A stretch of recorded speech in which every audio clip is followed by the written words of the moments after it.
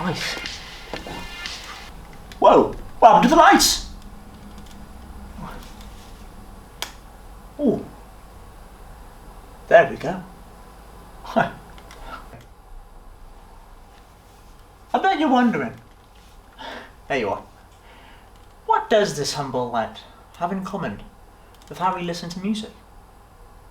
Well, here it is. The inventor that invented the light bulb. Thomas Edison. Thomas was the first also to invent music when he invented the wax wall. Today we'll be talking about the physical side of music. So, let's get to it. Wax cylinders, also known as phonographic cylinders. Talking about phonographic wax cylinders, you can see one right behind me. Cool, isn't it?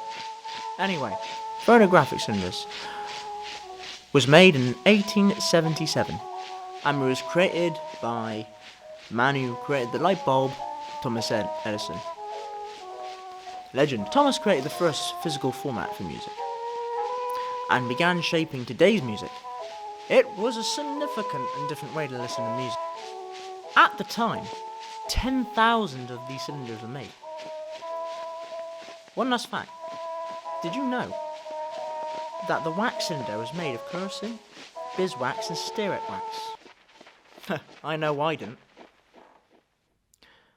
After Edison created the wax cylinder, 60 years after, they created vinyl. Vinyls were around in 1936 and are still around to this day. RCA, also known as Radio Corporation of America, was the music record studio who created vinyl. And the first genre they used was jazz. Vinyl was a huge step forward in the 60s and 70s, where music on vinyl was popular, where it being the first disc format music-related thing to exist. Look at it. Wow. That's awesome.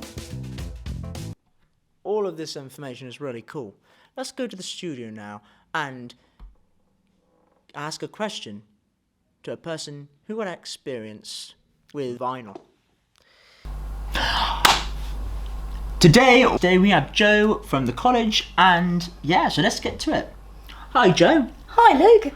I've got a question. What is your experience listening to vinyl? Well, when I was young I had lots of what they called 45 records, and you used to go over and put the needle on the record and play them, and you could play them over and over again, but you physically needed to go to the record and actually put it on. And do you think that vinyl sounds different from CD? Most definitely. So on the old vinyl records, certainly the early ones, if they got scratched or dust on them, you get a crackly sound on the sound system, even if you had really good speakers. Whereas the CD you put on and you've got continuous play going from one track to the next. And were you excited when you first listened to vinyl?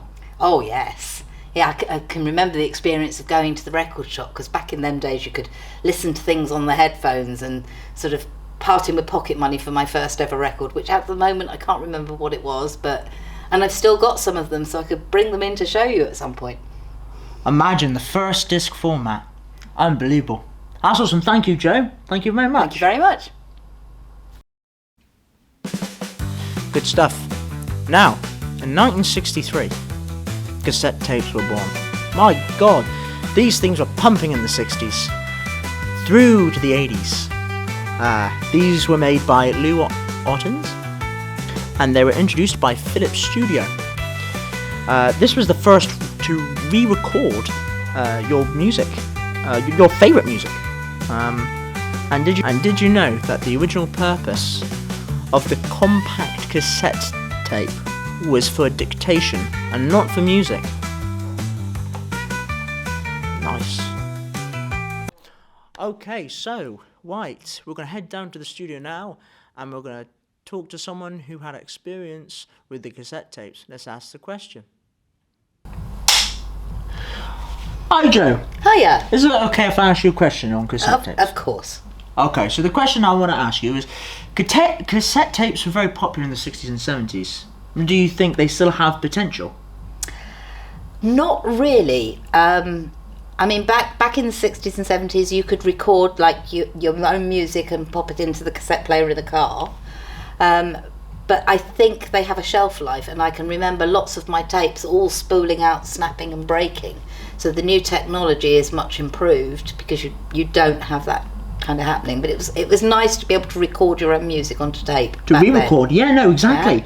Yeah, because it's a lot more, because you had like things inside of it, like, because tape, you can listen to music on tape. But the tape would come out and you'd have to get a pencil and wind it back in. Yeah, wow. And if you couldn't do that, then that was it. You'd have to go and buy a new one. Blimey, that was the struggles there. Thanks, Joe. Thank you for coming on. Thank you very much. Pleasure.